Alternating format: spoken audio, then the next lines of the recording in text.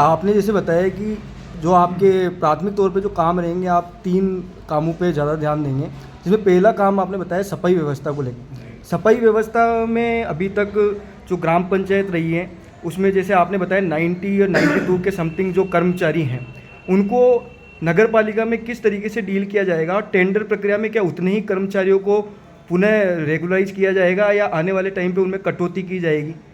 देखो सर, नगर पालिका में जब टेंडर करेंगे तो हमारी कोशिश यही रहेगी पुराने एम्प्लॉयज को डिप्लॉय करने की। अब पुराने एम्प्लॉय इस लायक नहीं है, कोई 57 साल का है, कोई 60 साल का है, कोई 65 साल का है, वो चल रहे थे पंचायत में, वो डेफिनेटली एलिजिबल नहीं है। ठीक है, जो कर्मचारी हम लगाएंगे उनको अटल पेंशन योजना में रजिस्टर कराएंगे। अटल पेंशन योजना में 40 साल तक के लोगों को आप पंजीकृत करा सकते हैं, क्योंकि आज जो कर्मचारी आज मान लो पंचायत में 10 साल से काम कर रहा है, उसको पेंशन तो मिलेगी नहीं, तो वो बेचारा भविष्य में तकलीफ ही पाएगा। तो हम चाहते हैं जो कर्मचारी चाहे सरकारी हो चाहे प्राइवेट हो, वो उसको पेंशन तो मिलनी चाहिए, और गवर्नमेंट की स्कीम है अटल पेंशन योजना, तो हम तो सभी को रजिस्टर कराएंगे जो भी एलिजिबल। तो जो एलिजिबल है उनको आगे चलाएंगे, जो नहीं हम नहीं चलाएंगे। दूसरा क्वेश्चन ये है कि जैसे आपने बताया कि बिजोलिया क्षेत्र में जो अभी आपने ज्वाइन किए हुए आपको 10 दिन के लगभग हुए हैं, इसमें आपको यहाँ पे पट्टे के से संबंधित जो क्वेरी है वो ज़्यादा देखने को मिली हैं।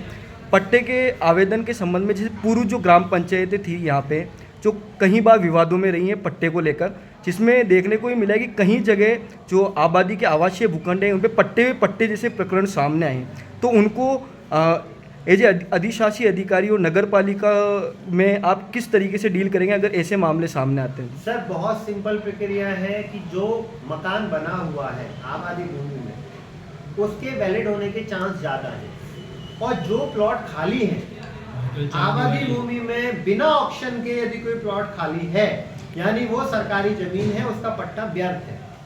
ठीक है, आबादी भूमि में उसको पट्टा दिया मतलब उसका कब्जा नियमन किया, कब्जा नियमन किया।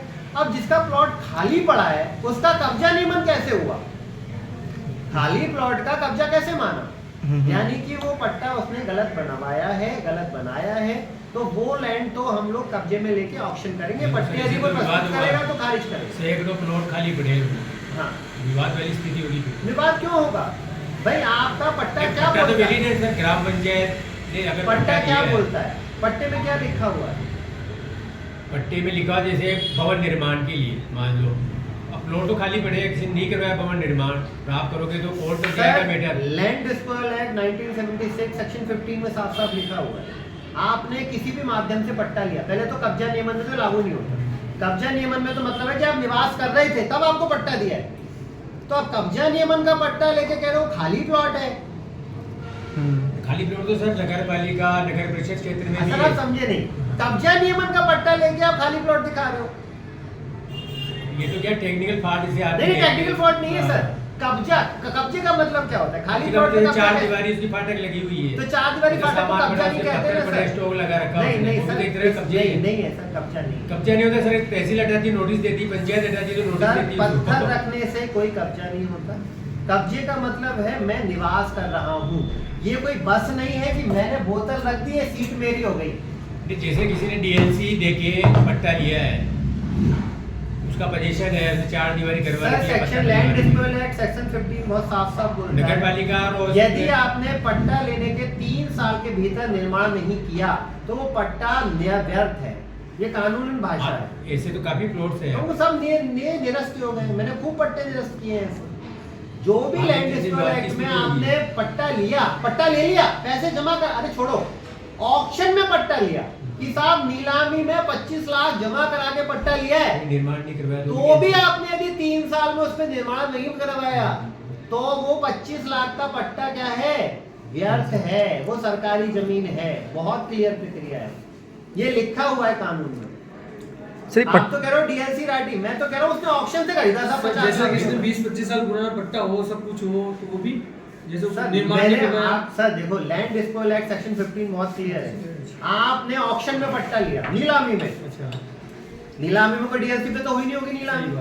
नीलामी में 10 लाख 20 लाख 25 लाख, नीलामी में पट्टा महंगा ही लिया होगा उसने, मार्केट रेट के आसपास ही लिया होगा। अब नीलामी में पट्टा लेके भी निर्माण नहीं कराया ना, तो वो बेकार है। सर मेरा एक क्वेश्चन और था पट्टे से संबंधित। जैसे बिजोलिया जो एरिया है वो माइनिंग को लेके पहचान रखता है। यहाँ पे मैक्सिमम जो जैसे अभी बताया कि कहीं खाली प्लॉट हैं, कहीं खाली प्लॉट पे जैसे पत्थर का स्टॉक लगा के वहाँ पे ट्रेडिंग की जा रही है, और जो पट्टे हैं उनको आवासीय भूखंड के लिए पट्टा दिया गया है। और ऐसी जगह पे अपन उसको किस तरीके से डील करेंगे, और कॉमर्शियल यूज जो हो रहा है उस पर अपन आने वाले टाइम पे क्या अपनी तरफ से क्या कमर्शियल कार्रवाई। कन्वर्ट हो सकता है उनको कमर्शियल कन्वर्ट करेंगे, जिनको नहीं हो सकता है उनको बोलेंगे आप बाहर लेके जाए। सर एक जैसे 10 दिन हुए हैं आपकी नियुक्ति के यहाँ पे, नवगठित नगर पालिका के प्रशासन के आते ही यहाँ पे जो अभी आज की तारीख में जो ज्वलनशील मुद्दा है अतिक्रमण हटाओ अभियान जो चल रहा है, उसको लेकर कहीं विरोधाभास भी देखने को मिला है, और कहीं जो क्षेत्रीय कस्बावासी है वो इस अतिक्रमण हटाओ अभियान से खुश भी देखे जा रहे हैं। आप क्या संदेश देना चाहेंगे? अतिक्रमण हटाओ अभियान जो चालू किया है आपने, आप उसे किस तरीके से कस्बावासियों के लिए बताना चाहते हैं, क्या रहेगा उसमें? सर अतिक्रमण 3 तरह के हैं यहाँ पे, मोटा मोटा 3 तरह के इस मुख्य बाजारों के अतिक्रमण को चिन्हित करें। पहला अतिक्रमण है जो दुकानदारों ने काफी आगे तक, दुकान के काफी आगे तक, दुकान के आगे मतलब लगभग 8 फीट 10 फीट 12 फीट 15 फीट दुकान के बाहर भी सामान फैला रखा है, जिसकी कोई आवश्यकता नहीं है। उनके पास दुकान है, वो दुकान में धंधा करें, और दुकान अच्छी नहीं लगती है दुकान बंद करें और ठेले पे धंधा करें, दोनों में से एक काम करें। अब दुकान भी चलानी हो ठेला भी चलानी। जैसे कि यहाँ मुख्य बाजार तेजाजी चौक की स्थिति ये है, आज मैं पूरा दिन भर नहीं खड़ा था, 70 से 80% दुकानदारों की थड़ी है सामने, 70 से जो थड़ियां लगी हुई है ना, वो दुकानदार लोग उनसे 10-10 12-12 हजार रुपए किराया वसूल रहे हैं। दुकानदार किसकी संपत्ति का? नगर पालिका की जमीन का। किराया कौन ले रहा है? दुकानदार। वो उनकी नहीं है, उन गरीब लोगों की नहीं है, वो थड़ियां दुकानदारों की हैं। तो यहाँ 70-80% जो थड़ियां हैं वो सक्षम लोगों की हैं, जो सरकारी जमीन पर थड़ियां रख के सामने वालों को किराए पे दे रहे हैं। तो गरीब आदमी तो फिर भी पैसा ही दे रहा है, कमा नहीं रहा है, ठीक है। गरीब आदमी को यदि अपना ठेला लगाना है, ठेला खुला भी हो सकता है, ठेला बंद भी हो सकता है, उसमें कोई तकलीफ नहीं है। 4 पहिए वाला जो व्हीकल है, जो भी वो 4 पहियों पे अपना खाड़ लगा रहा है, वो ठेला है, ठीक है। वो ठेला हम सिर्फ इतना सा चाहते हैं, ठेला लगा ले, धंधा कर ले और शाम को अपने घर लेके चला जाए। सिर्फ इतनी सी मंशा है, ताकि बेमतलब में जो पत्थर लगा लिए, छप्पर, मतलब जो 3.5 फीट का ठेला होता है, ये 3.5 फीट है, इतना ही ठेला होता है। 3.5 फीट के ठेले को लगभग 15 फीट तक इन्होंने आगे बढ़ाया हुआ है। क्यों? पहले एक थड़ा लगाया, थड़े के आगे एक और थड़ा आ गया, फिर बक्सा आ गया, और बक्से के नीचे फिर वो नीचे उन्होंने बेंच बिछा के लगाया हुआ है। 15-15 फीट तक इन्होंने कैप्चर किया हुआ है। सामने से दुकान वालों ने, यहाँ से थड़ी वालों ने, जो आज इतना है कि 4 गाड़ियां वहां निकल सकती हैं, वहां एक गाड़ी निकलने में तकलीफ आ रही है मुख्य बाजार में। सबसे ज्यादा समस्या तो आपको रोजी रोटी कमानी है, कोई दिक्कत नहीं है, आप दुकान की दीवार की साइड से अपना ठेला लगाएं, अपना बिक्री करें और जाएं।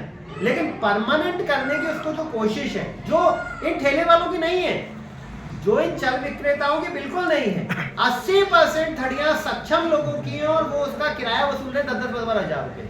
तो हमारा तो यही है कि भैया कोई ठेले वाला है, वो अपने ठेले का पंजीकरण कराए, और उसको पंजीकरण प्रमाण पत्र मिले चल विक्रेता का, ताकि उसको किसी और को किराया नहीं देना पड़े। क्योंकि 10-12 हजार रुपए पर मंथ देना वो दुकान का ही किराया है, बस वो मेन बाजार की वजह से थड़ी पे बैठा है।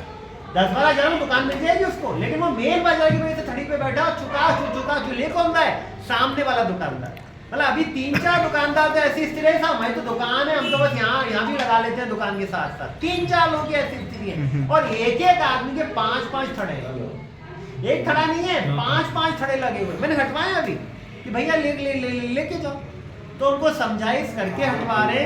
अब ठेले वालों के साथ हैं, पर दुकानदारों के साथ जो ये किराया कमाने, उनकी दुकान चले ना चले 10-12 हजार फिक्स आ रहे हैं अपने, तो ये उचित नहीं। तो सर जैसा देखने को मिला है कि वहाँ पे मौके पे जो चल दुकानदार हैं कुछ, उनके पास सामान की संख्या इतनी ज़्यादा है कि वो ठेले पे उनका लदान बार बार नहीं कर सकते। तो कुछ जो वहाँ पे चल विक्रेता हैं, उन्होंने ये मांग की है कि जो बिजोलिया में ग्राम पंचायत द्वारा पूर्व में हाट बाज़ार बनाया गया था, जिस पर अभी ग्राम पंचायत जो थी तत्कालीन, उसने उसे किराए पर दे दिया था।